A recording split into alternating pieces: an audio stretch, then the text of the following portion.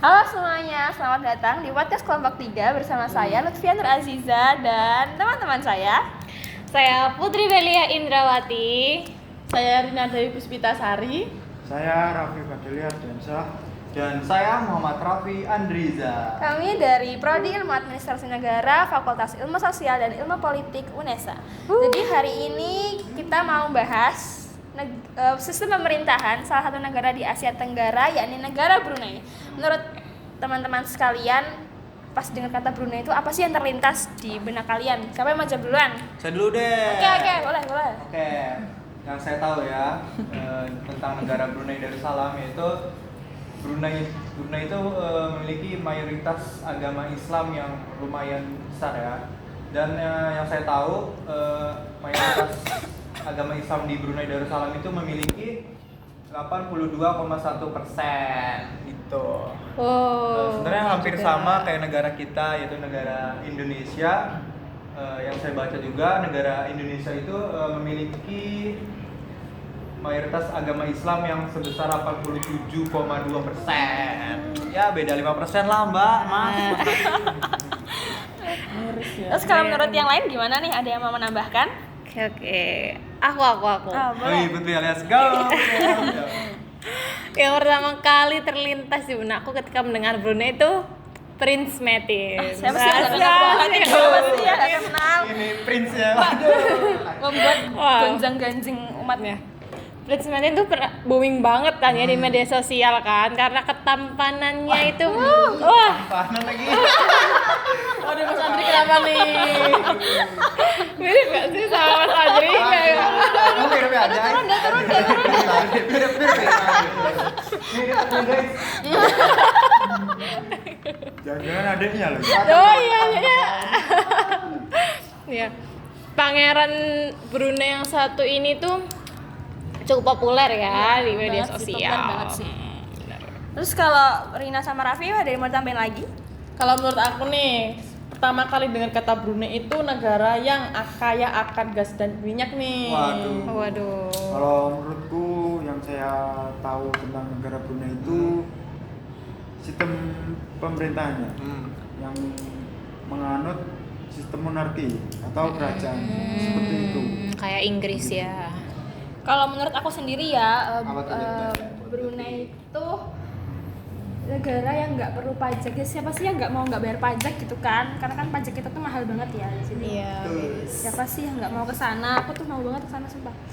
Terus kita akan lanjut bahas sejarahnya Brunei ya teman-teman.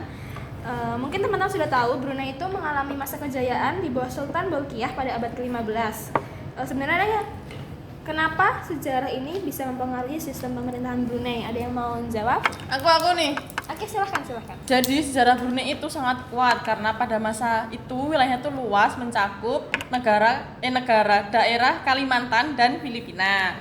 Tapi setelah Sultan Hasan, Brunei itu mengalami kemunduran nih karena konflik kolonialisme dan internal. Hingga akhirnya pada tahun 1984 Brunei itu merdeka sepenuhnya dari Inggris.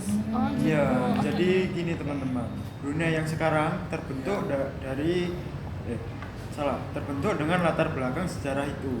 Dari awal, sistem monarki sudah berakar kuat dan hingga saat ini Brunei tetap mempertahankan sistem pemerintahan monarki absolut yang dimana sultan memiliki kekuasaan penuh seperti itu. Oh, I see. Ada yang mau nambahin lagi? Aku. Silahkan. Nih, menariknya ya, Mbak Ya. Mas. Apa tuh? Apa tuh? Menarik banget nih kayaknya. Kepo banget. Oke, jadi kayak menariknya nih. Meski monarki absolut, Sultan Brunei juga menganut ajaran Islam ahli sunnah wal jamaah. Sama kayak Indonesia berarti ya? Betul sekali Mbak Lutfi. Jadi kekuasaan Sultan tak hanya sebatas politik, tapi juga sebagai pemimpin agama. Waduh. Asik. Darussalam menyatakan bahwa bentuk pemerintahannya adalah kerajaan mutlak, monarki absolut yang bersendikan kepada ajaran Islam. Menurut golongan ahli sunnah wal jamaah dengan berdasarkan pada keadilan, amanah, dan kebebasan. Tuh. Terus tuh Brunei itu dipimpin sama siapa sih sebenarnya? Ada yang mau ngasih tahu nggak? Aku dong ngasih tahu Silakan. kalian nih. Brunei tuh dipimpin oleh keturunan sultan secara turun temurun dan selama berabad-abad. Jadi mereka tuh menciptakan sistem monarki absolut yang unik gitu kan ya. Jadi kekuasaan tertingginya tuh berada di tangan sultan yang juga merangkap sebagai perdana menteri, menteri pertahanan dan menteri keuangan. Rangkap ya. Berat banget ya pasti. Berat sebagai seorang sultan tuh Waduh. bebannya banyak sekali.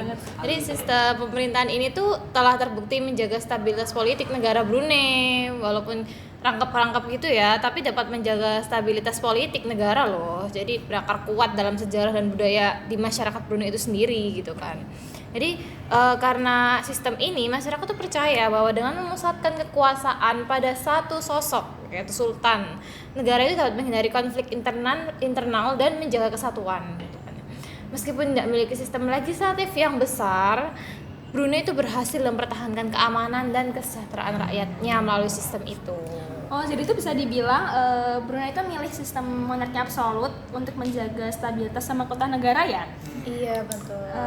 Terus kita akan lanjut bahas soal sistem pemerintahannya teman-teman. Kan sistem pemerintahan Brunei yang disebutkan Mas Raffi tadi itu kan monarki absolut. Apa sih menariknya monarki absolutnya Brunei ini? Siapa yang mau jawab? Silahkan. Aku deh. Oke, silahkan. Sebenarnya ya, yang tadi udah disebutin sama Mas Raffi itu, karena Sultan Brunei memiliki kekuasaan penuh dalam pemerintahan, bertindak sebagai kepala negara, kepala pemerintahan, dan pemimpin agama. Hal ini berbeda dengan kebanyakan negara yang menganut sistem demokrasi atau monarki konstitusional. Terus bahkan sejak tahun 2004 kekuasaan sultan semakin diperkuat melalui konstitusi. Mereka juga membentuk dewan legislatif yang sifatnya hanya konsulatif. Jadi cuman sebagai beri saran aja ya dewannya ya. Oke. Terus dewan ini juga baru aktif sejak tahun 2000. Baru. Iya betul. Setelah lama tidak ada perwakilan legislatif. Tapi dewan legislatif di Brunei itu kewenangannya cuma sebagai penasihat sultan doang gitu. Enak ya berarti legislatif nasihatin sultan Cuman doang. nasihatin aja ya. Yang gerak semuanya sultannya gitu ya. Kalau tentang birokrasi Brunei itu gimana nih Kak? Ada yang bisa bantuin jawab nggak ya? Saya. Silahkan. Oke, Jadi begini ya teman-teman, sistem rekrutmen di Brunei itu dilakukan oleh para elit politik yang memiliki kekuasaan untuk memilih siapa saja calon-calon yang dianggap layak diberikan jabatan berdasarkan skill dan kapasitas yang dimilikinya. Sehingga prosedur ini dianggap prosedur tertutup karena hanya ditentukan oleh segelintir orang. Negara Brunei, rakyatnya mempercayai sepenuhnya kepada pihak kerajaan dalam pelaksanaan sistem rekrutmen tertutup. Gitu. Oke. Jadi dia itu punya sistem rekrutmen tertutup. Tapi walaupun tertutup, masyarakatnya itu percaya gitu ya. Iya. Jadi Jadi kayak amanah banget tuh amanah banget pemimpinnya. pemimpinnya ya. Oke. Apalagi kan mayoritasnya agama Islam. Iya. Saling percaya satu Saling sama percaya lain tuh sama benar. lain. Oke. Terus nih. Apa tuh? Di Brunei itu dibagi menjadi beberapa daerah nih. Kayak provinsi di Indonesia, daerah-daerah besar di Brunei itu disebut distrik. Jadi ada 4 distrik utama di Brunei, yaitu Brunei Muara, Belait, Tutong, dan Temburong. Terus setiap distrik ini dipimpin oleh seorang kepala distrik yang dibantu oleh dewan distrik. Kemudian distrik-distrik ini dibagi lagi menjadi bagian yang lebih kecil bernama mukim. Nah, mukim ini sama kayak kabupaten di Indonesia, kota lah ya kayak gitu. Jadi setiap mukim ini terdiri dari beberapa kampung atau desa gitu. Jadi kalau kita membayangkan ya struktur pemerintahan di Brunei itu kayak piramida. Puncaknya itu ada sultan, lalu di bawahnya ada distrik, mukim, dan yang paling bawah adalah kampung gitu. Mungkin buat mukim tuh apa gitu ya? Siapa mungkin yang mau jelasin kayak apa sih mukim tuh? Aku juga nih. kurang paham. Kayaknya aku tahu deh. Apa? Apa tuh Mbak Dina? Apa tuh? Jadi gini, Apa nih? mukim itu wilayahnya itu yang dipimpin oleh seorang penghulu yang dipilih langsung oleh masyarakatnya. Yang dipilih langsung ya Mbak? Berarti mereka tuh nyebutnya penghulu ya. Kalau di sini kan kita nyebutnya kepala desa. Oh, kepala desa. Betul. Kalau penghulu kan kita buat nikah kan. Iya. Di sana tuh penghulu buat pemimpin desa gitu ya. Terus mukim ini mencakup sejumlah desa yang disebut itu kampung. Mukim ini juga menarik karena desanya tuh beragam, seperti ada di Kampung Ayer di Brunei Muara, Brunei Muara yang menjadi simbol tradisi. santai.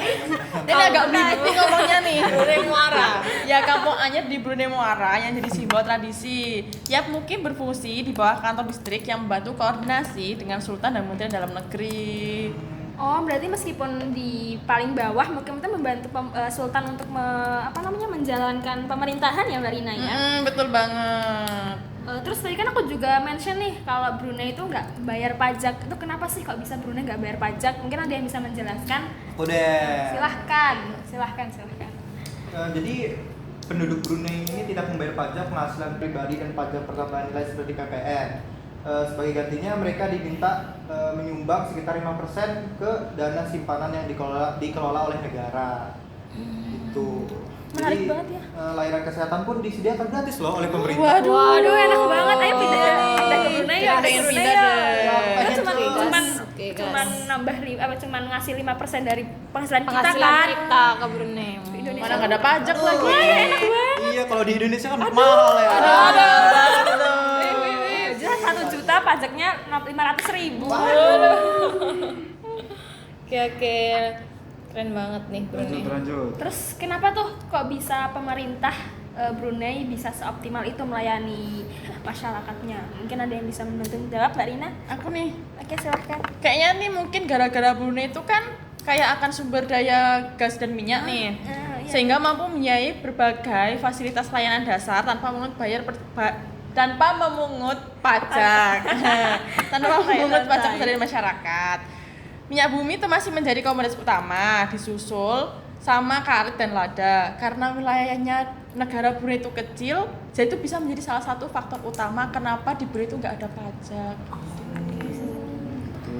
Dengar ya. Apa tuh?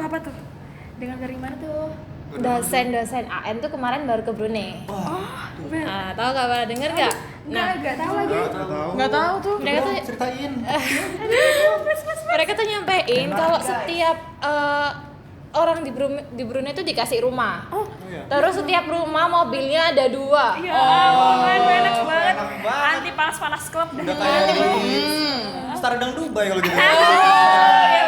Jadi tuh Hampir sih, hampir.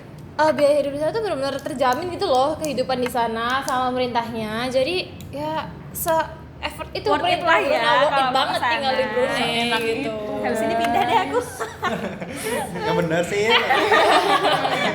Acak-acak dong. Ayo bareng-bareng deh ya. Terus lanjut nih. Benar sih yang di Gambut Beluga. Terus kayak dan ini juga yang membuat Brunei punya indeks pembangunan manusia yang tinggi gitu. Soalnya kan kayak masyarakatnya dilayani dengan optimal ya. Jadi siapa sih yang nggak mau ke sana Iya. gitu kan. Kalau sistem hukum Brunei itu gimana sih? Mungkin ada yang bisa bantu menjelaskan. Oke, aku nih. Boleh, Aku juga habis boleh. baca-baca.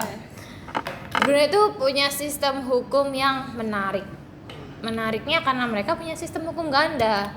Apa tuh sistem hukum ganda? Sistem hukum ganda tuh di mana Brunei itu menggunakan hukum perundang-undangan dan hukum syariah. Jadi digabung gitu, dikolaps. Jadi hukum perundang-undangan itu sistem yang diwarisi dari Inggris. Kan mereka kan dijajah Inggris tuh. Iya, Jadi iya, mereka iya. mewarisi itu, mirip sama India, Malaysia dan Singapura. Terus hal itu juga didasarkan pada common law Inggris yang mencakup sebagian besar hukum di Brunei. Selain itu, ada sistem keadilan lain di Brunei, yaitu adalah sistem pengadilan syariah. Jadi selain hukum perundang-undangan yang didasarkan pada hukum Inggris, dia juga punya hukum syariah yang diterapkan di beberapa kasus, terutama yang berkaitan dengan urusan agama dan moral. Seperti yang disampaikan sama Mas Andri tadi kan, kalau dia itu mayoritasnya Islam, jadi dia menganut hukum syariah juga gitu. Sebenarnya sistem ini membuat Brunei menjadi fleksibel ya. Mereka itu mengandalkan hukum umum Inggris untuk urusan perdagangan dan ekonomi seperti itu. Oh, makanya mereka maju ya, kan Inggris kan maju tuh. Oh iya, benar. Jadi ya berarti jajah Inggris tuh negaranya pasti maju gitu ya. Belanda gimana tuh? Sebenarnya sistem ini itu membuat Brunei menjadi lebih fleksibel. Oke. Gitu guys. Mereka itu bisa mengandalkan hukum umum Inggris untuk urusan perdagangan perdagangan dan ekonomi mereka begitu. Makanya mereka bisa maju. Gitu. Namun juga menjaga nilai-nilai agama dalam masyarakat dengan adanya hukum syariah. Balance ya oke. berarti. Mereka balance ya Bisa antara membalancekan. negara dan adatnya itu. Wah, ternyata hari ini kita banyak banget ya bahas Brunei-nya. Mulai dari kita udah bahas sejarahnya, bahas bentuk pemerintahannya, hingga bagaimana birokrasi dan sistem hukum yang bekerja di Brunei. Brunei itu memang negaranya kecil, tapi sistem pemerintahan yang monarki absolut menjamin stabilitas yang kuat sampai saat ini. Terima kasih banyak teman-teman atas materi hari ini, atas informasi yang telah disampaikan. Semoga bisa berguna buat kalian semua yang menonton. Dan menambahkan wawasan juga. Jangan lupa nonton episode-episode lain di akun ini. Terima kasih untuk hari ini dan bye-bye. Bye bye.